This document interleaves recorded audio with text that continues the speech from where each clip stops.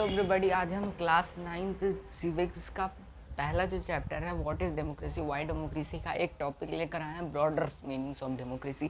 क्या है ये ब्रॉडर मीनिंग ऑफ डेमोक्रेसी? अभी तक हमने जितना भी डेमोक्रेसी के बारे में जाना वो सब डिस्क्रिप्टिव था, वो सब बेसिक था।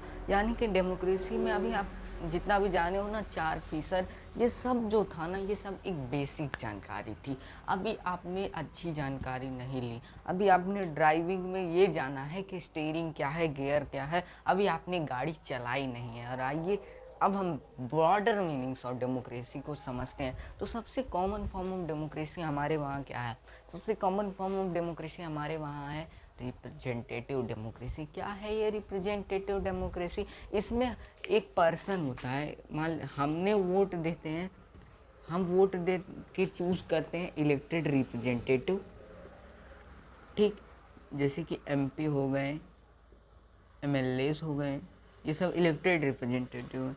ये इलेक्टेड रिप्रेजेंटेटिव चूज़ करते हैं कुछ मेजर लोग को, और यही मेजर लोग जो हैं वो कंट्री को क्या करते हैं, रूल करते हैं। इस टाइप का कुछ सिस्टम होता है हमारे इलेक्टेड रिप्रेजेंटेटिव वाले सिस्टम में। क्यों हम इलेक्टेड रिप्रेजेंटेटिव का सिस्टम अडॉप्ट किए हैं? इसका सिंपल सा रीज़न है कि आज के डेट में इतनी ज़्यादा क्या बोलते हैं पॉपुलेशन है हमारे कंट्री की, हम डायरेक्ट जाकर वोट दे ही नहीं सकते। कहाँ बैठाओगे, कहाँ आप डिसीजन लोगे? इसलिए कुछ लोग को इलेक्ट करना पड़ता है और वो लोग चूज़ करते हैं। क्योंकि अगर 140 करोड़ जनता कहीं चली गई, मान लो कोई स्टेडियम आपने बुक कर दिया, तो सबके पास इतना टाइम नहीं है कि वो जाएगा डिसीजन लेगा। सबके पास इतना डिज़ायर नहीं है, इतनी इच्छा नहीं है, सबके पास इतनी स्किल नहीं है पॉलिटिक्स को लेकर। तो ये सब जो कारण है ना, कि स्किल ना होना, टाइम ना होना, क्या बोलते हैं डिज़ायर ना होना, तो ये सब नहीं होगा तो आप क्या बोलते हैं आधे से ज़्यादा लोग तो जाएंगे ही नहीं डिसीजन लेने में। इसलिए हम लोगों ने इलेक्टेड रिप्रेजेंटेटिव वाला सिस्टम लेकर अडॉप्ट किया है। इलेक्टेड रिप्रेजेंटेटिव का सिस्टम सुन के हमारे मन में एक क्लियर लेकिन बहुत कम जानकारी मिल जाती है। ये जानकारी हमें डिस्टिंग्विश करने देगी between the democracy and between the non democratic. ये हमें इस चीज़ में नहीं डिफ्रेंशिएट करने देगी between the democracy and between the good democracy. ये हमें बियॉन्ड इमेजिनेशन नहीं देखने देगी। Democracy is the word democracy used for organisation rather than government. जो शब्द है डेमोक्रेसी का, उसका यूज़ ऑर्गेनाइजेशन के लिए यूज़ किया जाता है एज़ कम्पेयर टू क्या बोलते हैं गवर्नमेंट। एग्ज़ाम्पल लेते हैं, जैसे कि मैं कहता हूँ हमारे घर में, हमारा घर डेमोक्रेटिक घर है, मेरे घर में मेरे ओपिनियंस उतने मैटर करते हैं जितने मेरे पापा को मैटर करते हैं। जब भी कोई डिसीजन लेना रहता है तो सब लोग जुट के डिसीजन लेते हैं। मैं, और दूसरा एग्जांपल, मैं उस क्लास को पसंद करता हूँ जो क्लास डेमोक्रेटिक है, जहाँ बच्चे डाउट्स पूछ सकते हैं टीचर को। ये पार्टी जो है, तीसरा एग्जांपल, ये पार्टी है, ये पार्टी बहुत ख़राब पार्टी है। इसमें लीडर और उसकी फैमिली मेम्बर ही केवल क्या बोलते हैं डिसीजन लेते हैं, हम सारे तो कोई ओपिनियंस ही नहीं सुने जाते। ये सब आप सोसाइटी में बात सुन के आपको लग रहा है कि हाँ भाई, democracy is not just an government, it is the, you can say it can apply to the organisation, it is the way of life. तो यहाँ से हमें एक चीज़ निकल के आती है कि डेमोक्रेसी में डिसीजन कैसे होंगे। डेमोक्रेसी में ऐसे डिसीजन होंगे, in democracy there should be consultation and discussions and opinions of those people those who are affected by that decision. यानी कि डेमोक्रेसी में सबकी सुनी जाएगी डिसीजन लेते वक्त, जो लोग डिसीजन से इफ़ेक्ट होने वाले हैं। यानी कि मैंने कोई डिसीजन ले लिया कि आज भिंडी की सब्ज़ी बनेगी, तो भिंडी की सब्ज़ी फैमिली में सब खाएगा, तो फैमिली के हर मेंबर से पूछा जाएगा, समझे?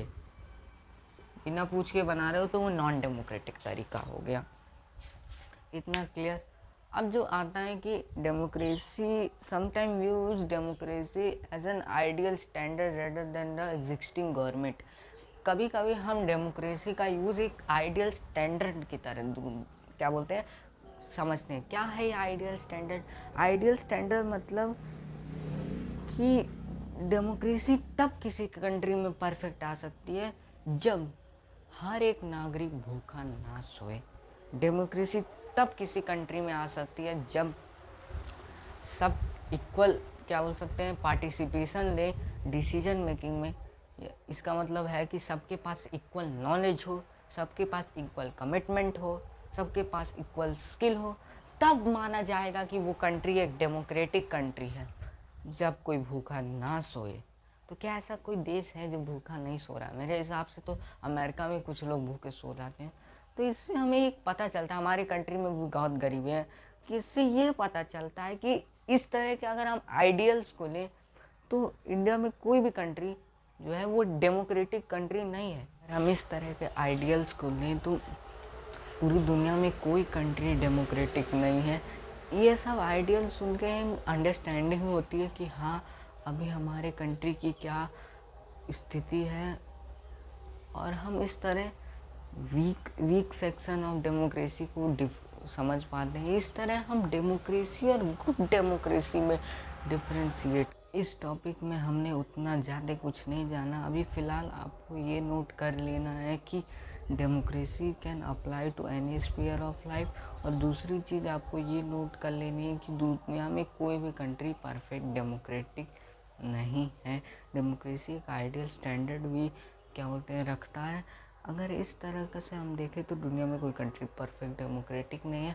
हमें पूरा प्रयास करना चाहिए कि इस आइडियल को रियल में कन्वर्ट किया जाए, यानी कि सच में इतना प्रयास किया जाए कि दुनिया में कोई भूखा ना सोए। और इसको फुलफ़िल करने के लिए सिटीजन्स के क्या डिसीजन होंगे ये भी काफ़ी मैटर करते हैं।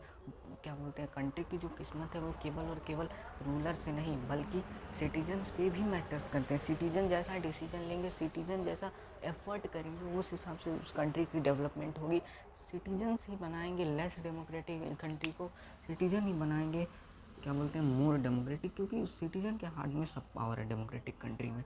सिटीजन अच्छे इंसान को चुनेंगे वो मोर डेमोक्रेटिक बनेगा, सिटीजन गलत इंसान को चुनेंगे तो लेस डेमोक्रेटिक बनेगा। तो सिटीजन का भी बहुत बड़ा रोल है हमारे इस क्या बोलते हैं converting the ideal democracy into the real. तो आई थिंक आपको ये टॉपिक समझ में आया होगा। ये टॉपिक थोड़ा अजीब सा टॉपिक था। ये टॉपिक था कि अभी ये जो आपने 4 फीचर देखे थे ना डेमोक्रेसी के, ये बहुत ही बेसिक फीचर थे, ये तो होने चाहिए डेमोक्रेसी में। लेकिन अब हम देखा है 4 फीचर के अलावा और क्या क्या होना चाहिए। कोई भी भूखा नहीं सोना चाहिए, सबके पास इक्वल इन्फॉर्मेशन होनी चाहिए। Democracy can apply to any sphere of life.